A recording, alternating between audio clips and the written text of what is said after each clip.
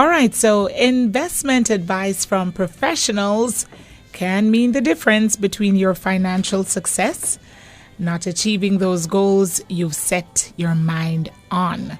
And every Tuesday morning at this time, Love 101 is pleased to share with you or to welcome JN Fund managers and share with you the program Your Goals Realized.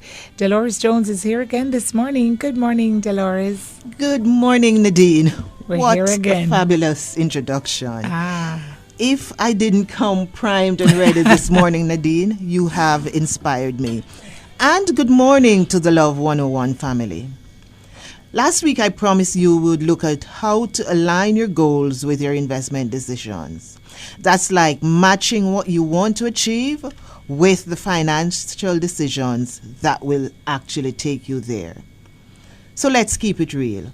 You know, we can't reap peas and then go out and buy corn to plant, right, Nadine? Mm-hmm. We have to understand what our goals are and then align them, lining them up with the strategies to allow us to achieve them. All right, so we're looking here at walking our talk. Absolutely. Making sure that the results we wish for are in keeping with what we plan and put into action. On point, as usual, Nadine. Our desired income must match our decisions. The first step is to understand what we want. That is to identify our goals clearly. Sometimes, we have goals that are not properly thought through. We think they are, but when we are questioned, when we sit with a financial advisor, we realize that some really important details are missing. Goal definition. We want to achieve what we set out to do. So, for example, a good education for my child. What really does that mean for you? Do I want to put my child through tertiary education, for example? That I know that with the cost of education today, we need to start planning ahead. From the child is actually a toddler. So it is important that we align our goal and set our financial strategy in line. So Nadine, we have to be deliberate. Take the correct actions. After all, our program is named Your Goals Realized. Nice. So let's look at taking the right steps to actually realize our goal. First, we must establish clear and SMART goals. And in one of our earlier programs, we shared the acronym SMART. So let's recap this morning. The S in the word SMART is for specific. So we must be specific in laying out what we want to achieve. A clear and well-defined goal keeps us on track. Right. So it lays out where we are now, where we're starting, and where we want to go. A goal should also be measurable. We must be able to measure what we're trying to achieve. This should include precise things such as amounts, dates, etc., with specific preset targets. Because as you know, the celebration is even more greater when we actually are able to measure and track and realize these goals. A is the word SMART, achievable. We must be able to attain these goals. You really don't want to set a goal, Nadine, that you know you cannot achieve. It sometimes causes depression, demoralization, and you just throw up your hands and say, sure, I can't be bothered. So, for example, if you know that based on your financial circumstances, a RAV4 is what you can afford in 4 years. Don't go setting a goal for an Audi. There you go. Because you know what is going to happen. Right. Depression is going to set Right. in. Your goal must also be relevant.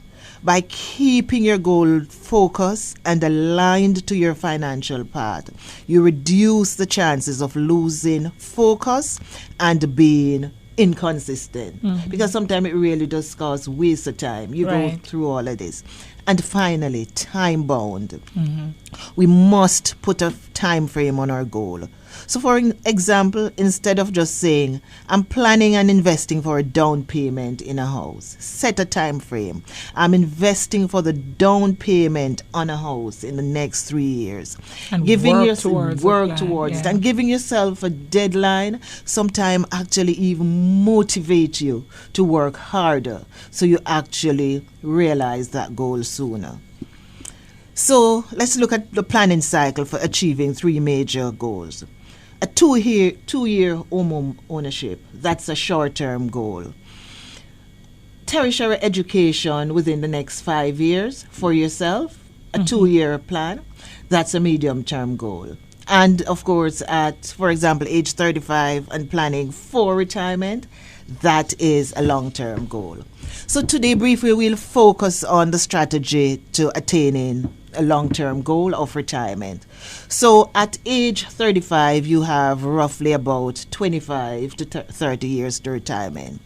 And sitting with your financial advisor and taking all the considerations of your life into the planning, which would include, of course, doing your risk tolerance.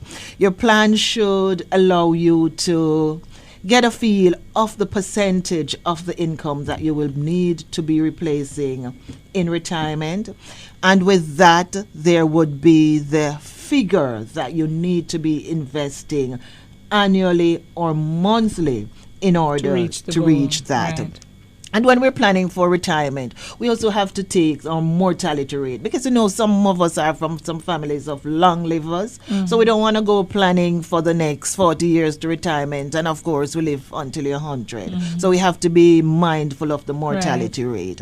So in looking at that, then we know we have to set up a plan that is a long-term plan, looking at maybe a 80-20 split between, say, stocks and bonds.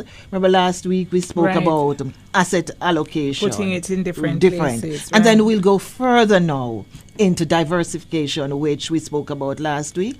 That's the stocks and deciding which stocks to purchase and which bonds to purchase in ensuring that we reach this goal. And Nadine, with all investment plan, it's important that we review and monitor our progress. The market is so dynamic, so you can't just set it and leave it. Some plans call for tweaking and sometimes even total realignment. So last week we spoke about the importance of having a plan. So listeners, despite the fact that the financial world is becoming more complicated, the way to financial independence still remains pretty straightforward. Plan, execute, and stay the course. Indeed. Right. Boy, you're talking and I'm thinking it is so important to have professional financial advice, when you're constructing a financial plan. It seems that to get the best outcome for the money, you have to save and invest, and then you need to know everything that's out there, everything that's with available. A professional, Nadine. Yes, and then choose the best we are route. here. We are here at Jane Fund Managers to work with you. All right. Well, we're looking forward to another time when we can share how can persons get in touch with you and your team, Dolores. Nadine, we are available to our listeners by text message at 504-1719. That's 504-1719. Or you can contact us through our website. You can also email us at jnfundmanagers.com. And today's program will be uploaded to our Facebook page later today, where you can also go and view that program. All right. Well, thank you so much for sharing. Always a pleasure, always packed with information. The program is Your Goals Realized, brought to you by JN Fund Managers. Thank you so much, Dolores. And thank you, listeners, for listening. Do join us again next time for another program in the series.